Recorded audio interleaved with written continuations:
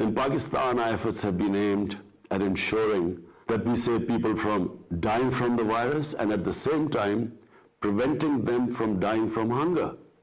Our strategy, fortunately, has worked well so far. But continuous efforts are needed to fully overcome the second wave of the virus, and also at the same time to maintain and stimulate economic growth. COVID-19 vaccines are now being administered in developed countries, but it seems that it will take much longer time for the vaccine to fully cover the global south. Sustainable development will remain elusive as long as the pandemic persists. Developing countries are trapped between recovering from the pandemic and meeting their debt servicing obligations.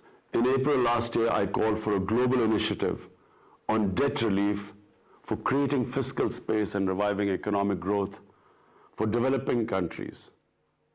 But I'm afraid much more needs to be done on this account.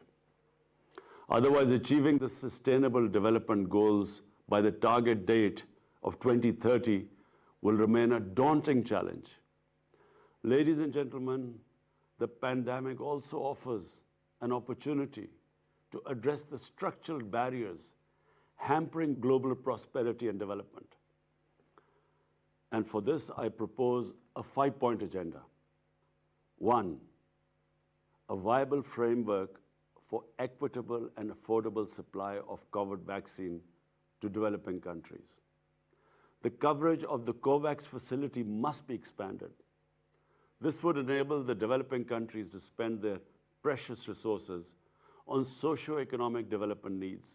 2, additional debt relief by suspending debt repayments for the most stressed countries until the end of the pandemic, and restructuring of the public sector debt under an agreed and inclusive multilateral framework, and expanding concessional financing through multilateral development banks. 3, a general allocation of special drawing rights of $500 billion to help alleviate balance of payment pressures. 4, return of stolen assets held by corrupt politicians and criminals. The illicit financial outflows from developing nations causes more poverty in this world than any other factor. Reportedly, a staggering amount of $7 trillion is parked in haven destinations. And it is also reported that $1 trillion annually leaves the developing countries for these haven destinations. 5, meeting the agreed target of mobilizing the $100 billion annually by developed countries for climate action in developing countries. Ladies and gentlemen, economic malaise and recession, like the coronavirus, is highly communicable.